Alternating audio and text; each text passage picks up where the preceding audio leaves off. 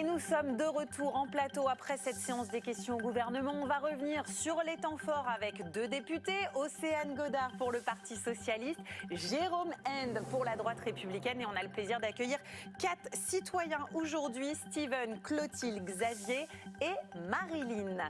Revenons justement sur cette séance. Beaucoup de questions sur l'hantavirus. Stéphanie Despierres, vous avez à vos côtés Aurélien Rousseau, député qui a bien connu la crise du Covid.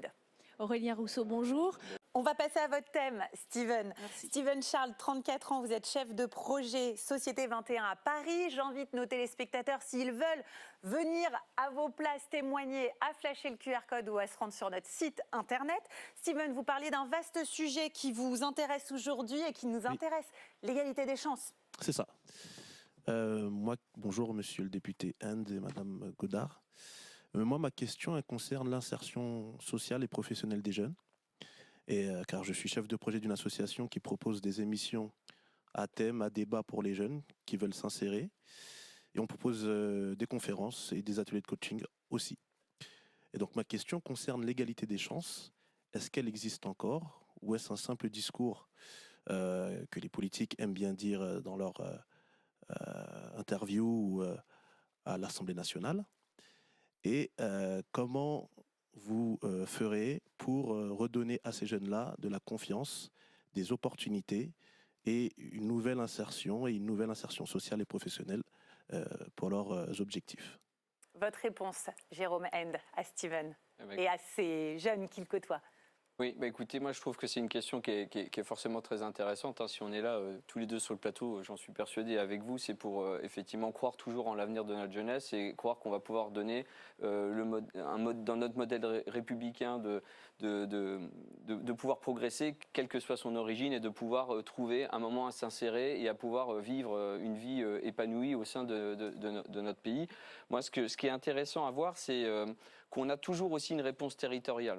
J'aime bien parler toujours de cette réponse territoriale. Je co-préside un comité local pour l'emploi avec mon sous-préfet sur mon secteur. J'étais président de communauté de communes. Je crois aujourd'hui on a des outils avec les collectivités pour essayer d'accompagner vers l'insertion. Ce qui est très important, c'est surtout de pouvoir se mobiliser avec les acteurs industriels de l'emploi, de son bassin, bien connaître les besoins de son bassin pour pouvoir mieux les connecter avec l'offre éducative. C'est aussi être attentif à la carte de formation qui va être proposée avec la région, parce que souvent les régions ont tendance à aller vers les grandes agglomérations. Et la vraie égalité, c'est la même pour les ruraux comme pour les urbains. Il ne faut pas que les étudiants ruraux sont souvent un peu pénalisés par, l'éloignement, il y a des frais supplémentaires, les kilomètres, les centres de formation sont à distance, et donc on a besoin de tout ça. Et la vraie égalité aussi, c'est de réformer Parcoursup, parce qu'il y a un moment, Parcoursup est très très mal vécu, à un moment de sa vie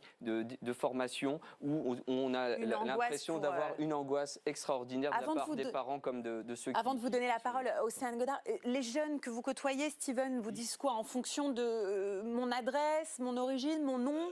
Il y a deux abandons. Il y a un abandon avec Parcoursup et il y a un abandon aussi avec la mission locale. C'est-à-dire qu'on délègue tout à la mission locale. Donc un jeune qui sort de l'école et qui ne trouve pas d'orientation, du coup on lui dit va à la mission locale, on va t'aider. Mais la mission locale ne peut pas aider 20 000 jeunes parce que c'est le chiffre de la jeunesse à Paris.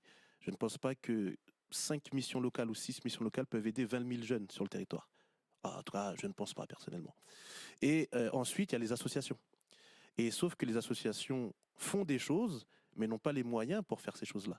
Et là, on est tous en attente là, des subventions du mois de juillet, mais on ne sait pas si on les aura ou pas. Et Océane Godard, ce sont les associations qui prennent le rôle qui serait dévolu normalement à l'État. Oui, bon, déjà, je pense qu'il ne faut pas non plus tomber dans des excès ou des extrêmes, en tout cas, dire qu'il n'y a plus d'égalité des chances ou que ce ne sont que des discours. Je crois que la réalité se situe là aussi davantage dans la nuance, parce qu'il y a aussi de très belles trajectoires.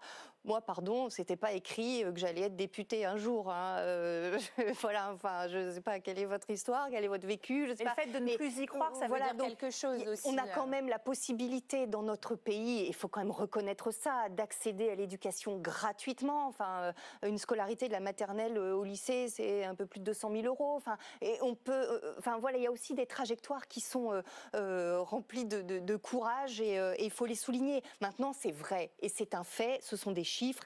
Des enfants issus de familles défavorisées ont moitié moins de chances d'entrer en seconde générale ou technologique en France.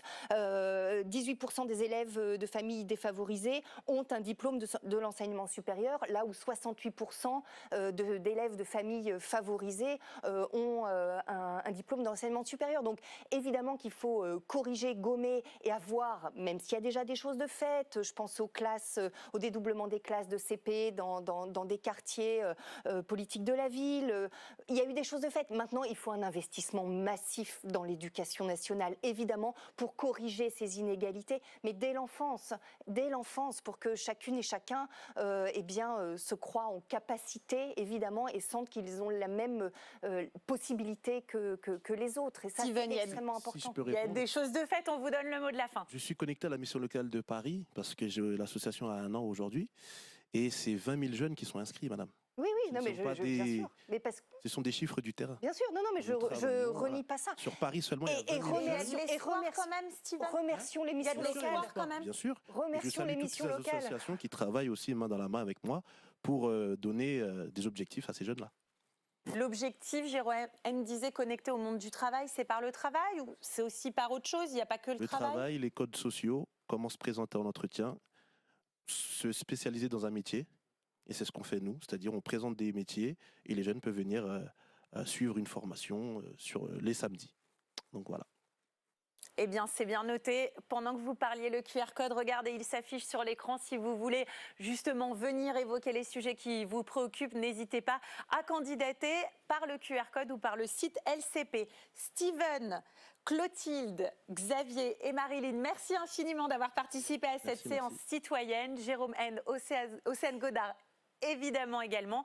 Rendez-vous donc les mardis après la séance des questions gouvernement pour ce rendez-vous. Mais je vous rappelle qu'on se retrouve dès 14h pour revenir sur la séance des questions au gouvernement. Demain, rendez-vous à 13h55 sur LCP pour la séance des questions du mercredi.